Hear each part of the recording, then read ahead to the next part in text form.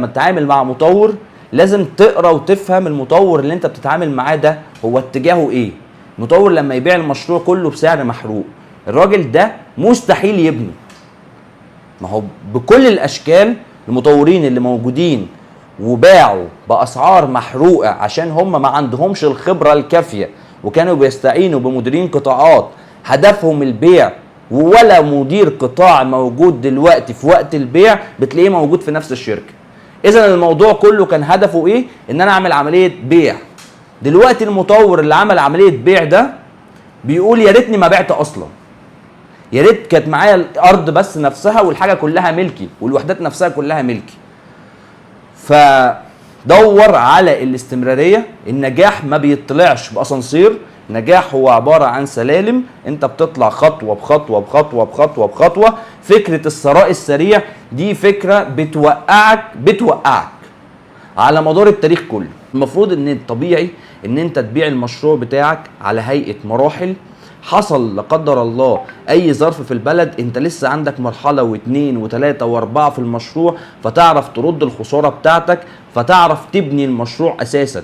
لكن اللي بيحصل ايه؟ لا انا مبسوط في بيع، في حجم بيع كبير، فيلا طرقع المشروع بسرعه ودي عمولات، فانت مش هتعرف تبني. ده امر واقع دلوقتي. انا ما اعرفش الناس اللي شاريه في الداون تاون في منطقه الميكسد يوز وكانت بتسعر المتر اداري ب 15000 جنيه وب 16000 جنيه وب 17000 جنيه وقسط كمان، هتبني ازاي؟ الناس بقى اللي شغاله برضو كسيلز وكل شويه بتتنقل من شركه لشركه لشركه لشركه تعمل عمليه مبيعات وخلاص. فايه الظرف الوقت اللي بيحصل؟ فتلخيصا اي حد بيحاول يختصر الطريق او بيتفزلك او بيعمل فهلوه وعايز ينجز وخلاص، انا شايف ان هو دلوقتي نهايته ان هو بيقع.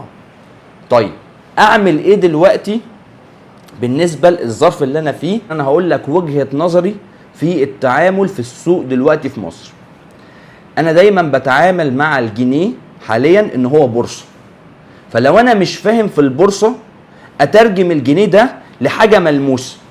فكره ان انا اجيب ذهب او اجيب عقار او اجيب حاجه ملموسه، ذهب يبقى انا هجيب ذهب اصلي، عقار يبقى انا هجيب اصلي، صح؟ يعني لو انا بشتري ذهب هشتري ذهب عيار 18 عيار 21 عيار 24، مش هجيب ذهب قشره. نفس الكلام لو انا بشتري عقار اشتري مع مطور محترم كبير. فانا بعتبر ان الجنيه هو ما هو الا بورصه، معرض للازدياد ومعرض للانخفاض. فده نصيحتي لو انت معاك جنيه. لو معاك جنيه ما تجريش ورا المكسب السريع، لا اتعب شويه. لو انت حولت الجنيه ده لذهب ممكن الذهب يتغير سعره، ولكن انت واخد حاجه ملموسه حقيقيه، فانت بتاخد حاجه فاعله على مستوى العالم مش مفعول به. لو انت حولت فلوسك لعقار فانت واخد حاجه ليها قيمه فعليه، لكن انت هتسيب فلوسك زي ما هي معرضه للعرض والطلب، تزيد تقل. لازم تكون فاهم في البورصه. انا بالنسبه لي لا، طب ما تحط فلوسك بقى طالما انت بالجنيه ضارب بقى في البورصه المصريه او ضارب في اي بورصه،